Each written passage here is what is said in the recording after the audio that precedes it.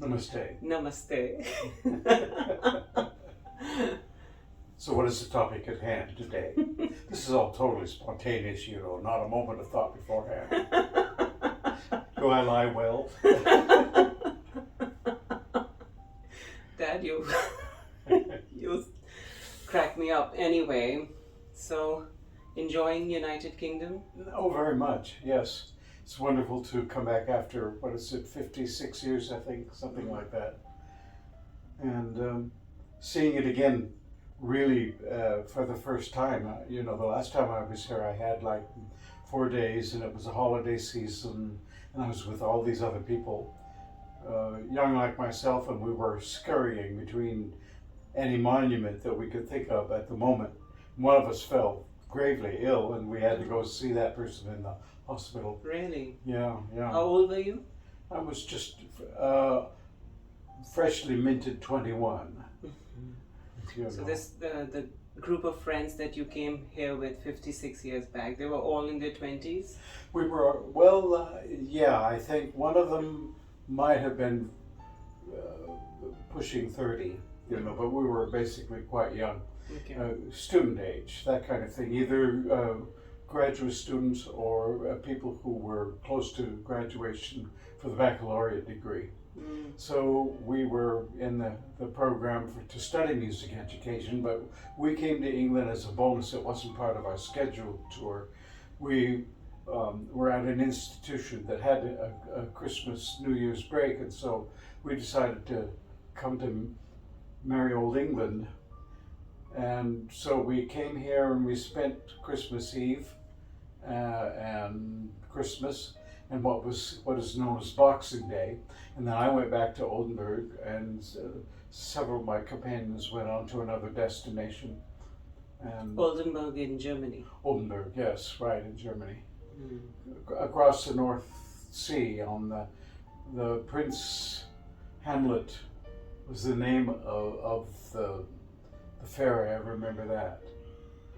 So when we went to Paris in 2018, that was the first time you were returning to Paris after 5 decades, I think. Right, 50-some years. Yeah.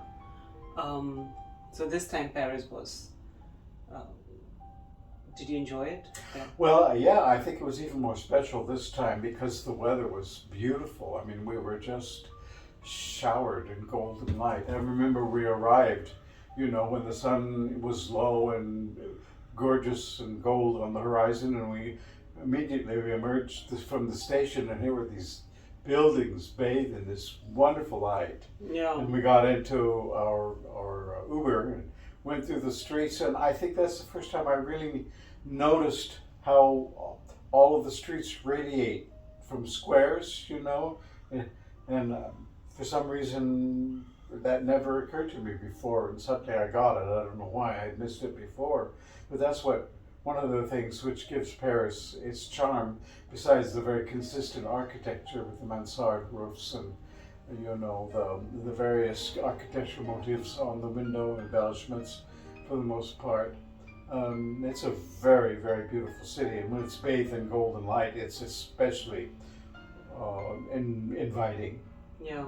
And now 56 years back in United Kingdom, any changes in London that you see? And I remember earlier in the morning when we were talking to my mother, you said, you told us that there were no phones 56 years back, and you would feel lonely and would want to talk to your family. Well, yeah, none of the devices we have now where you just dial up home on the spur of the moment.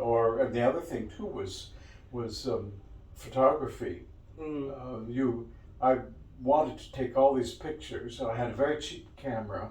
Oh. And it had like 3 light settings, and London was very dark and grim. Most of the pictures I turned out were so dark when I got them developed that it was virtually, what I had taken was virtually unrecognizable. I mean, But Dad, 56 years is half a century later. It's almost half a century. It is half a century. Half a century. It's half a century plus. The world has changed so much. I mean, it has changed from the first time I came to Europe in the 2000s, and I would imagine for you it would be a whole new Well, you know, but Excuse me.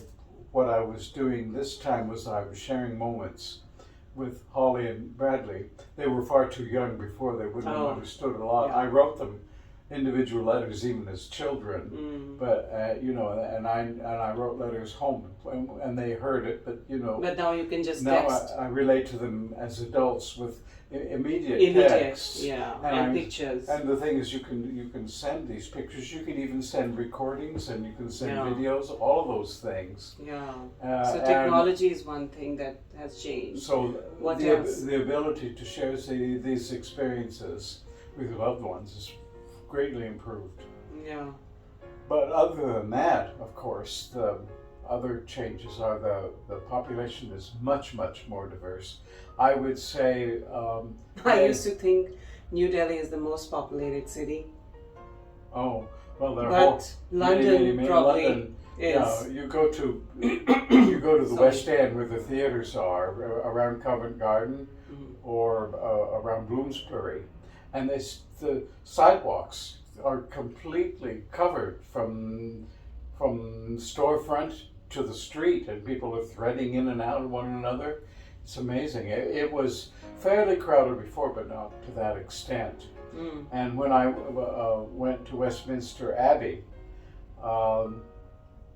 this time you could go in and you had to walk all the way through and just go through and go out. But this was also a very special occasion What to was be it? here. The Queen, Yeah, they were opening it up after the Queen's funeral there, so and we people got could- very fortunate to attend the service at the Hampton Court, Hampton the Court, Royal Chapel. the Royal Chapel there, for the Henry Queen VIII's and- chapel was very. So Yeah, that was so it very was a beautiful, different yeah. time, but still, I think there's more population here than ever was before.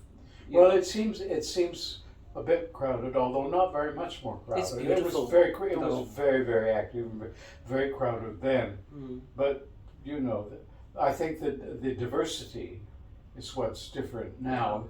Then it was you would see, and I'm talking about people with features of from African heritage, South Asian heritage, many more.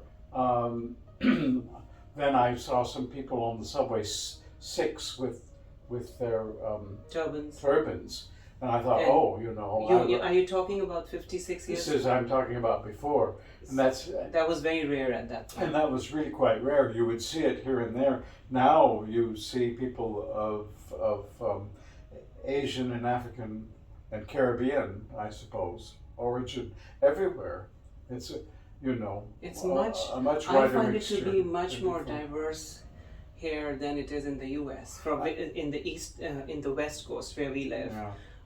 and even in LA and all these big cities, the couple of big cities that we have there, the diversity is very pocketed. They have these little pockets, but here they seem to. Here, there's a huge mixture just everywhere. Yeah, there's so many It's mixed just- couples. We've seen yeah. so many mixed couples, mixed children, so many mixed characters on TV, media, everything, which is still sort of lacking in the Their US. television shows really reflect the diversity of population, and to some extent, politics now. Yeah. You're getting people of color in major offices. Mhm. Women are Mhm. much more prominent Okay. than they ever were then. Yeah. People People of all genders. people of all genders and they're in positions of authority and responsibility right there. It was before it was all men. That was Yeah. it. Particularly in the churches, you see people all the way from vergers to bishops of all genders. Yeah. Now, Do you agree that the food is much cheaper here than it is in the US? Yes, It quite a really is surprising to me, because when I visited Europe in my late 20s, early 30s, it was so expensive, and now I think I'm surprised how much more cheaper it has become than it is in the US. well, and there's a huge and variety. huge A variety. huge variety in the stores that's available to those who care to prepare it. And I didn't go to grocery stores At that time, 56. earlier, and I'm doing it now, and I'm just amazed at the variety and also the employees. Again, highly diverse group of people, all lovely. Now, oh, they're so helpful.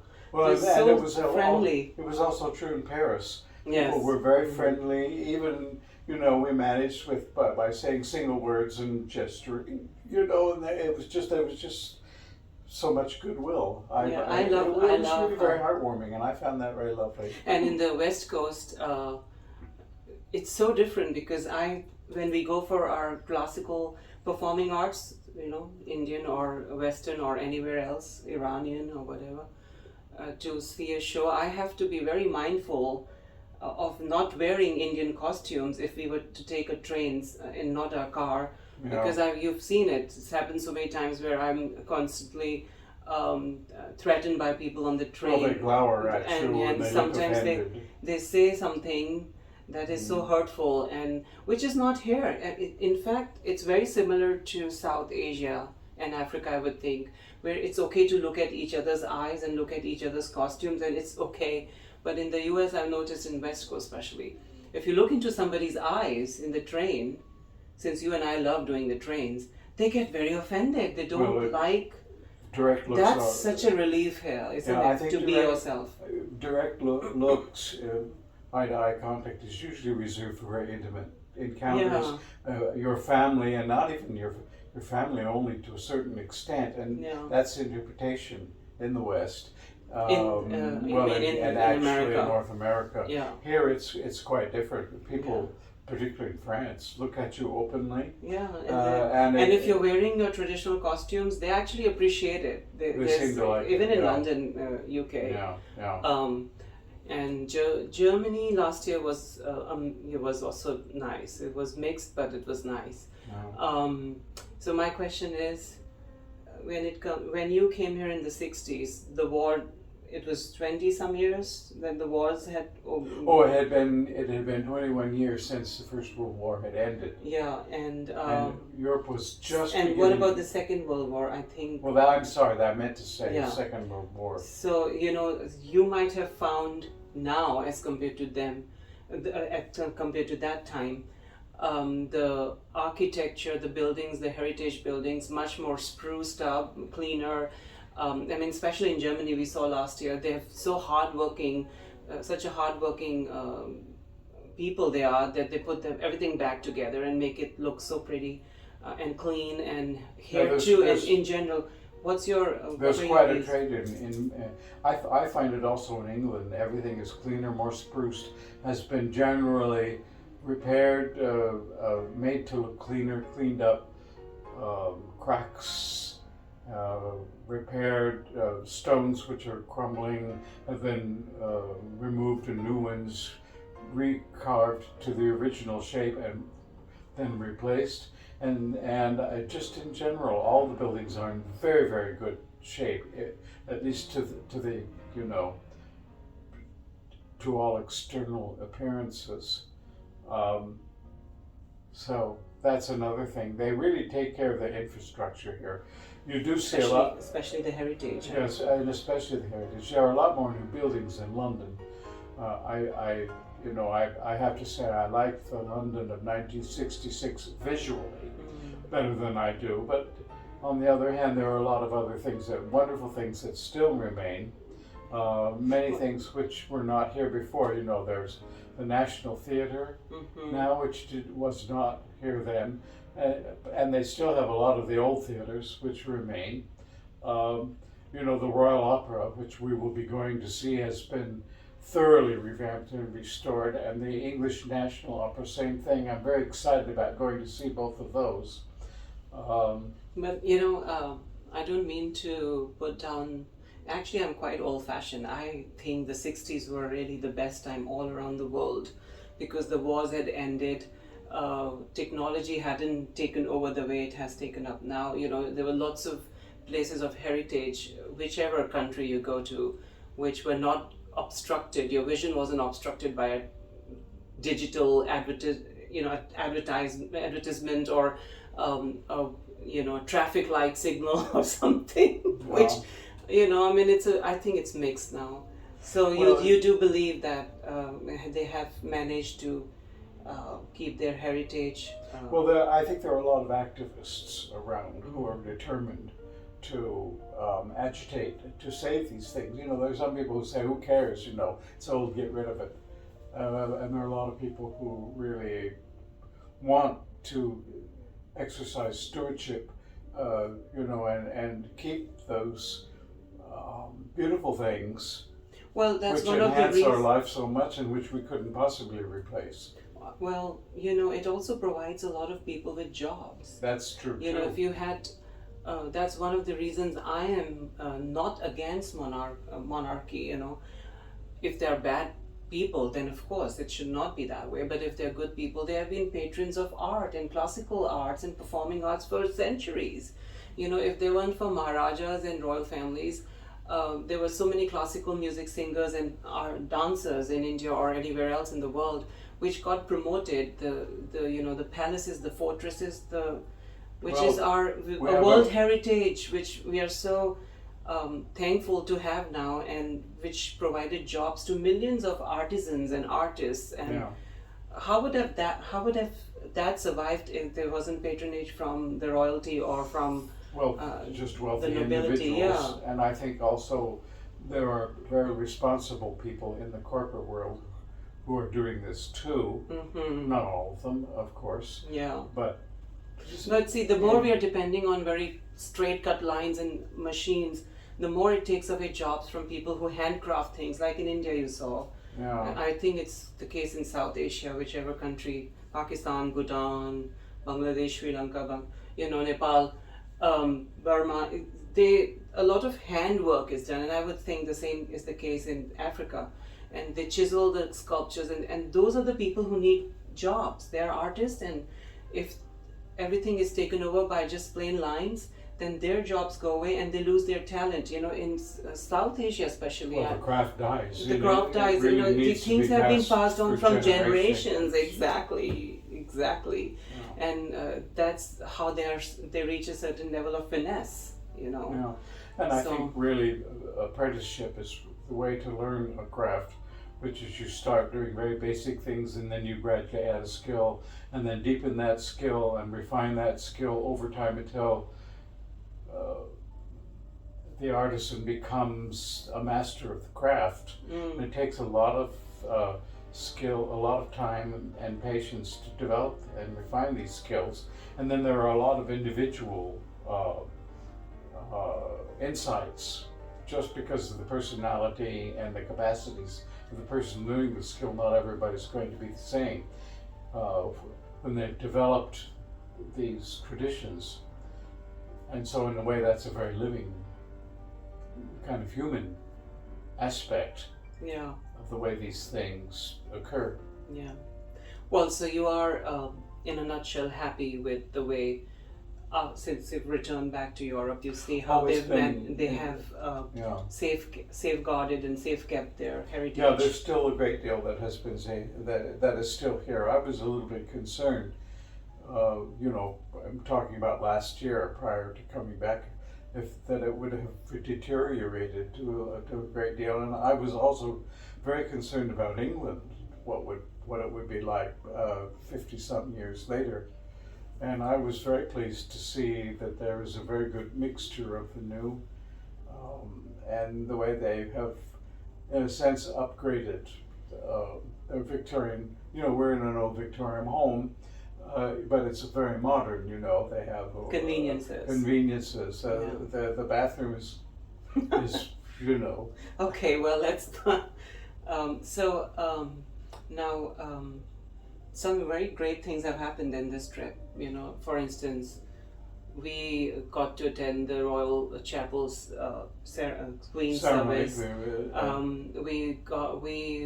We were in the train when it made the same record, Eurostar, that it made in 2003. It reached the highest. Well, it exceeded it apparently. 337.4 kilometers per hour, something. That's another.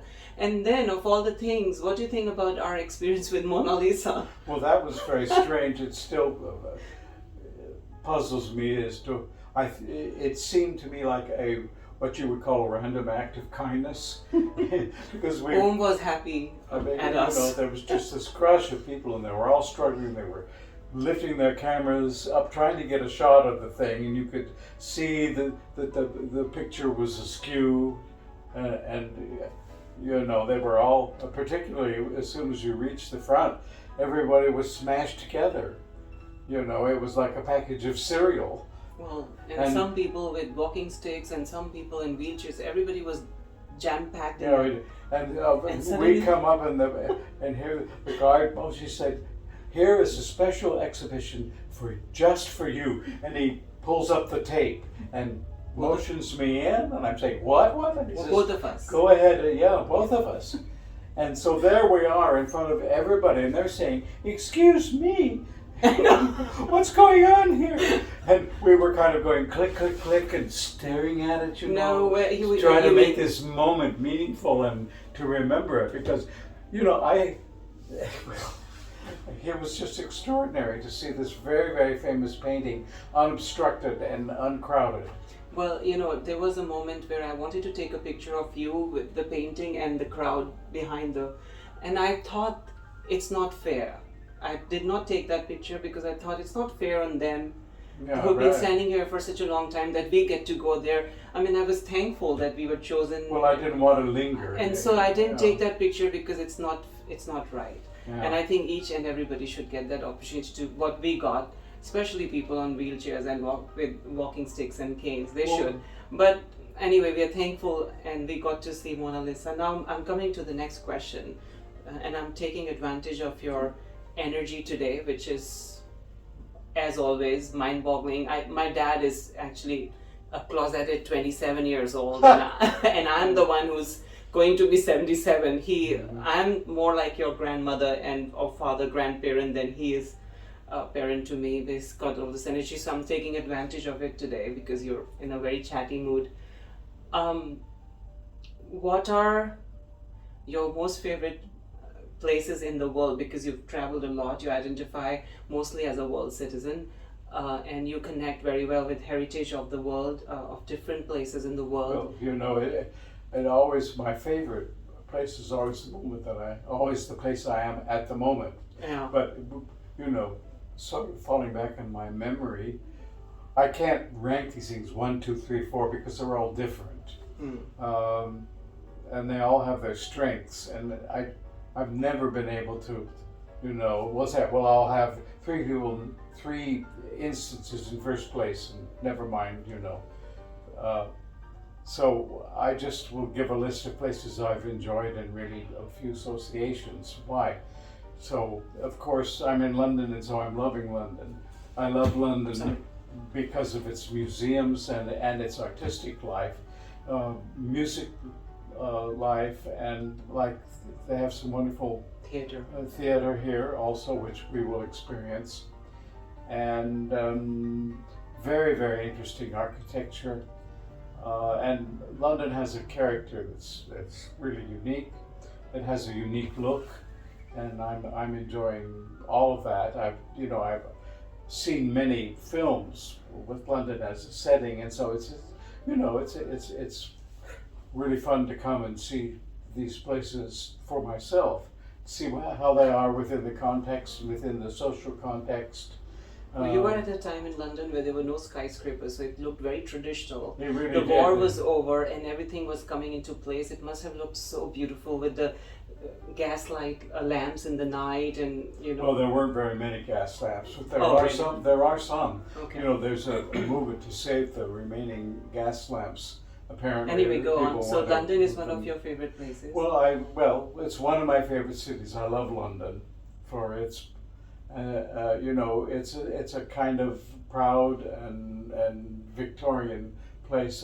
And then I love Paris, and Paris is just. So London, Paris. Paris is stunningly beautiful. I think probably architecturally, Yeah. it's very characteristic of itself for miles and miles, whichever direction you go. And one thing they've done in Paris is they've kept really the core of the city very consistent, and Very they traditional, I have love it. protected all of the buildings, and they've kept them in good repair. And of course, you've got all the mansard roofs at the top, and then all of the classical Greek and Roman embellishments. Yeah. And it gives a great deal of visual variety to the eye. And then the way the streets radiate out from these, they call them stars, actually étoiles. And of course, our favorite bridge, you know, Bir Hakeim. Bir Hakeim, yeah, that wonderful bridge is Versailles. Versailles. So Paris has a lot going on. Yeah, and of course there's vast formal gardens and the water displays. And the Eiffel Tower.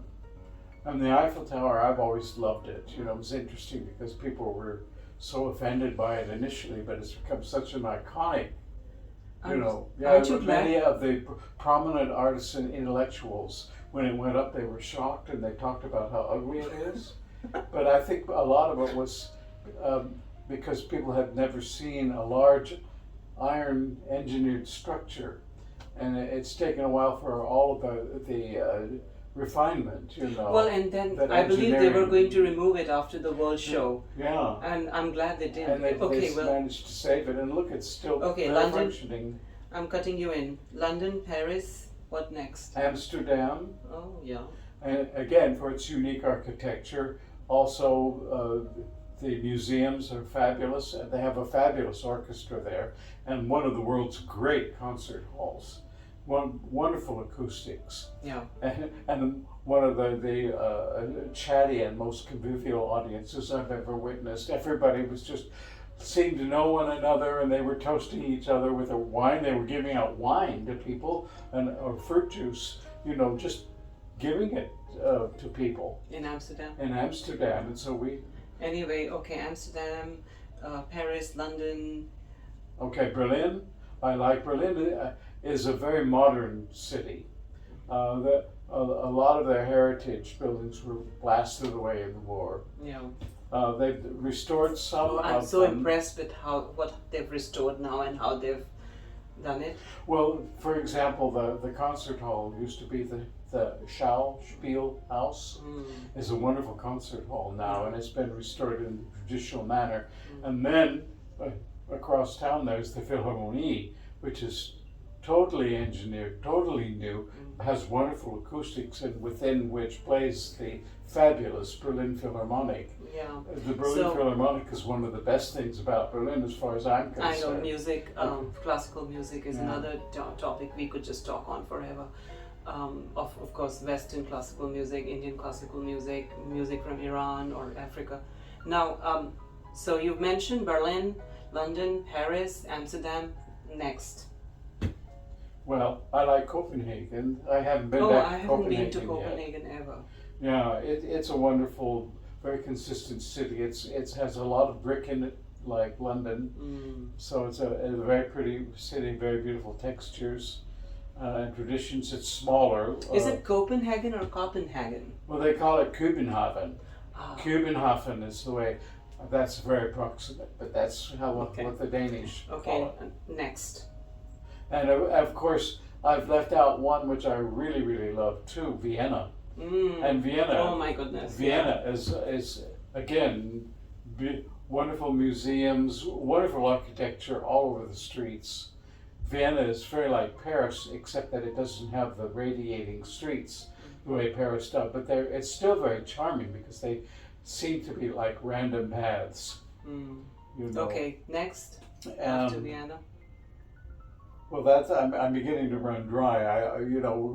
These are all the larger capitals that I've been in that I remember. Then of course you get I like Bonn, which is and what's the one? Cologne. Yeah. A city with many wonderful opportunities. Both of them, Bonn and Cologne, both are very lovely.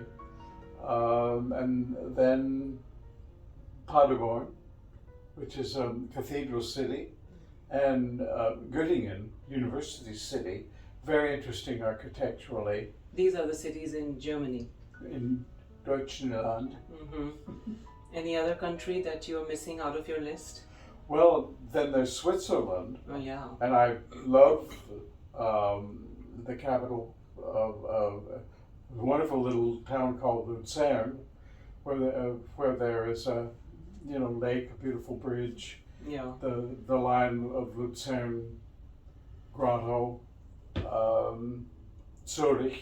I felt very comfortable and at home in Zurich. There's just something about the ambience of the city, and there just seems something very It's- warm about it it's and inviting. fabulous. I just was there and I just felt like I belonged there in a way, It's fabulous. and Geneva is also very nice, and it's Again, one of those moments in Geneva where we got to be the chosen ones, where our hotel suite was right next to the performing arts, and we they just gave us. we just fell into that, and then Yeah, they just, the organizer came out and she talked with us and just, welcomed us, and took us, it was a very fascinating concert. conversation, and the pianist who had played Shostakovich's octet. I think it's an octet, or is it?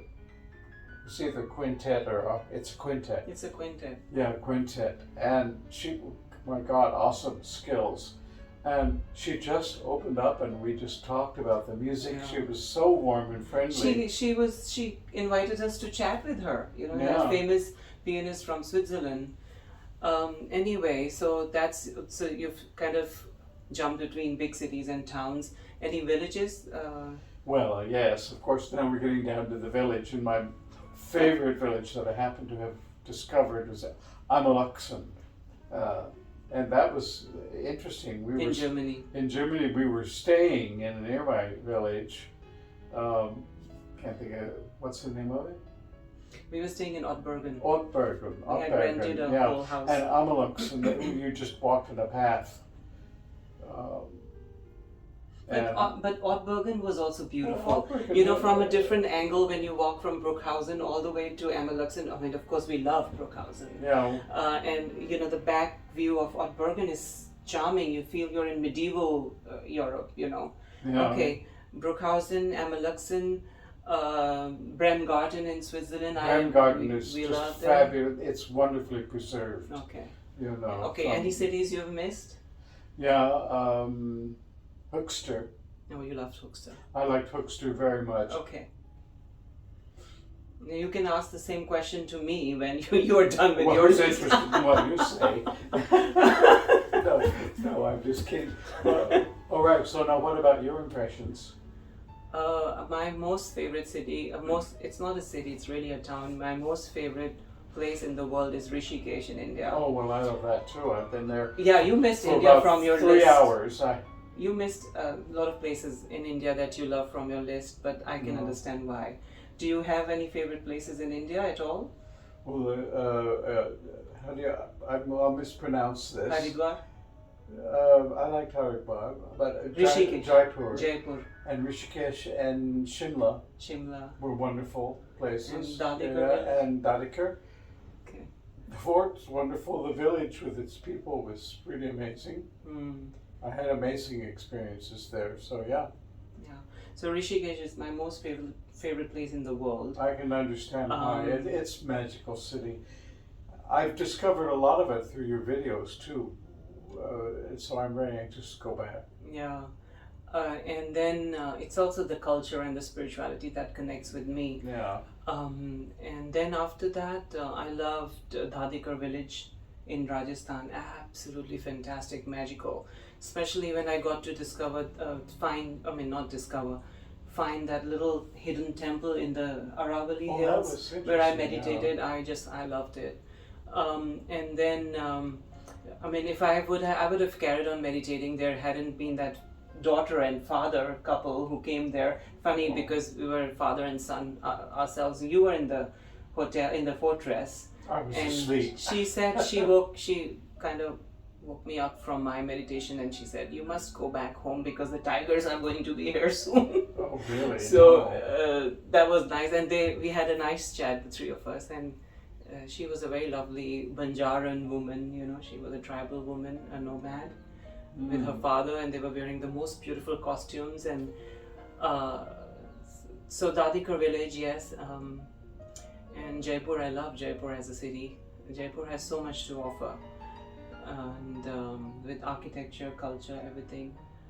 And after that, most of the cities you mentioned, we have very similar likes. But I would say Bremgarten village in Switzerland, absolutely love it. Zurich felt like home. It was bizarre. It was like coming back to home. Yeah. And I loved Paris, London.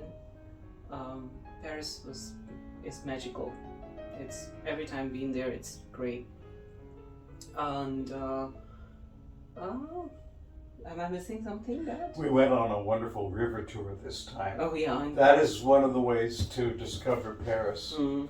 I hope that I'm able to return to Paris finally when Notre Dame has been fully restored and opened. Yeah. It's a wonderful cathedral. And there's also a place called Saint-Chapelle, which is near to Notre Dame, which we didn't visit this time. But the stained glass windows and it's medieval and very tall, and the light, you can't photograph it. I think we should be able to do it next time because trains go everywhere in Europe. Well, yeah, it's not I like mean, we were amazed at the strength and speed. it's not like Cascades in the US where you can get down from the train and walk faster than the train sometimes. Right. You want to go from the back to the front, you just hop out the door and you'll be, it won't cost you that much effort. Yeah, so Europe is so convenient that way, and I'm hoping that many cities in India I think also are opening up to metro trains. It's a very good way to see different places. Bremgarten, I said, village, Emmelachsen and Bruckhausen, I loved it. I loved those two villages in Germany. Dadikar in India. Yeah, I remember liking Interlaken too. And there's when another. we were there before, when Tom Nadar was with us, we enjoyed that a lot. Yeah, you miss Tom Nadar, don't you? I miss him, yeah, I really do. Yeah, your best friend. Anyway, I love another city called Bhuj in India. It's in Gujarat, in the state of Gujarat. Yeah. And my father was the commanding officer of the Bhujia fort when I was a child. Really? Yeah. So we got to be treated like royals. And the fortress, the palace, the architecture was simply phenomenal. And it is still. There was a terrible earthquake that damaged a lot of things in the 90s. Is that one of the places you played as a child? Yes. Mhm. So I have fond memories of Bhuj. I love that city. But also culturally, it's really very lovely. So yeah, so I guess we should. Do you have anything else to add? Oh well, I think this is long enough. Must be very tedious. But okay, if you had to pick one country, just one, in the world that you would want to be associated, you feel most connected with. Oh. Or okay, let's say two countries. Switzerland and England. Well done. And you asked me the same question? Here's the same question. I would say India and Nepal. I missed out Bhaktapur in Nepal. I absolutely loved Nepal. I love the Himalayas and the culture there. It's a mix of Hinduism and Buddhism. I love it. And then after those two, there is Europe for me. I feel more comfortable in Switzerland and United Kingdom most, and I loved Vienna. So that's it. What about the food? You love the food here and in India? I love the food here and in India. Yeah, I know you'd love that. Yeah. Well, up here I mostly cook for myself, but there's so much available, and we've had good kitchens. The kitchen here is really good. Yeah. So. Now, Dad, you forgot to mention about, pardon me, Philippe Jordan's show in Paris. Oh, that was a wonderful concert. He's such a gifted conductor. Talk about conducting the musical impulse to the orchestra. That's an amazing. His gestures are they all have such meaning, and you can see, many conductors, you see them do things with their hands, and then you listen to the orchestra, why did they do that? With him, it's all absolutely clear. and you can just see the music being shaped within him, and he conveys it to the orchestra. I find it amazing, and I find a lot of things he seems to have studied them very thoroughly, and he has his own way of relating to them, his own concept of the form, and he's able to do two things. He's able, first of all, to understand the piece as a whole, and then he's able to relate the smaller sections of the piece to the whole, so that at that moment it's most effective within the context. And I think that he's very gifted as a conductor that way. Well, you can see music flows through him. But his Brahms is very unusual, very unusual. I've never heard Brahms quite played the way he does it. I can't put my finger on it. I'd love to hear him do more. Or Wagner. even if I could only talk to him about it and ask him, well, how did you put this together? You know, I hope someday he gives an interview of how it is that he's made these musical decisions and what it is he's aiming for, if he can put it into words. I find it very interesting, and I hope someday to get a recording of the Brahms symphonies. But he has Wagner recordings, doesn't he? He's an expert with Wagner. Yeah. You know, he's conducted it by Bayreuth. He does a great deal of Wagner now in Vienna. Yeah. I think he might be one of their chief Wagner conductors. He's doing the Meistersinger. Yeah. I'd love to hear his Tristan. I'd love to hear his De Rosenkavalier, which is not Wagner, it's Strauss. You know how much I love him too. So anyway, we should conclude this interview. But to sum it all, I'll say my best and most favorite place, and which has history, heritage, love, food, culture, everything, is my mother's house. May it always be so. Himanshu's house, Himanshu Bhenji, as I call her, with lots of love, and with Abhishek, and of course you know. So that's where everything is the richest in terms of love and life. What do you think? Oh, I have to agree. You don't have to, Dad. Well, I'm compelled by the facts in my observation to agree, not because of any compulsion or trying to please. It just is so. So why not say it? You know? Yeah. I love that you do this every time we have some philosophical discussions. Your hands just went go. That mudra is a beautiful mudra you create, and it must be in one of your lives when you might be some sort of a dancer or something. Might be. I don't know. Okay. Namaste. Anji.